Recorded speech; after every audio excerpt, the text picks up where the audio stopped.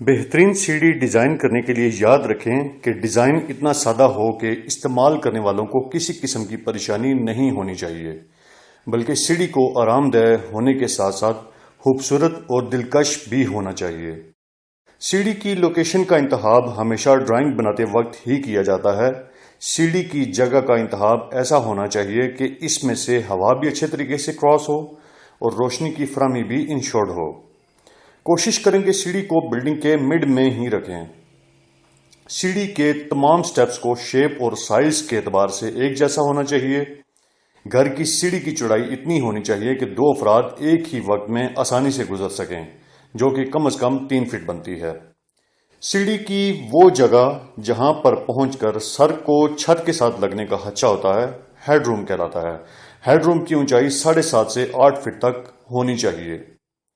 سیڑھی کی سلوپ اور زمین کے درمیان اینگل کم از کم 25 ڈگری جبکہ زیادہ سے زیادہ 40 ڈگری تک کا ہونا چاہیے۔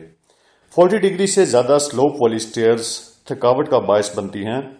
اینگل کو ڈیفائن کرنا عام بندے کے لیے آسان نہیں ہے، اس لیے آپ یہ ذہن میں رکھیں کہ سیڑھی کا رائزر 6 سے 8 انچ جبکہ ٹریڈ یا ٹاپ کہہ لیں 11 سے 12 انچ تک کا ہوگا تو آپ 25 سے 40 ڈگری کے درمیان رہیں گے۔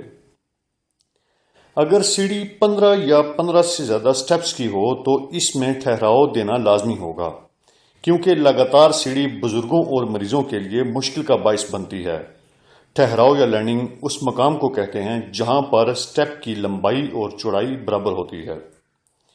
سیڑھی چڑھنے والوں کی حفاظت کے پیش نظر سائیڈ ریل کا ہونا بہت ضروری ہے، جس کی ہائٹ 2.5 سے 3 فٹ تک ہونی چاہیے، اور سائیڈ ریل اتنی مضبوط ضرور ہو کہ اگر کوئی گر بھی جائے تو ریل کے سہارے بچ سکے۔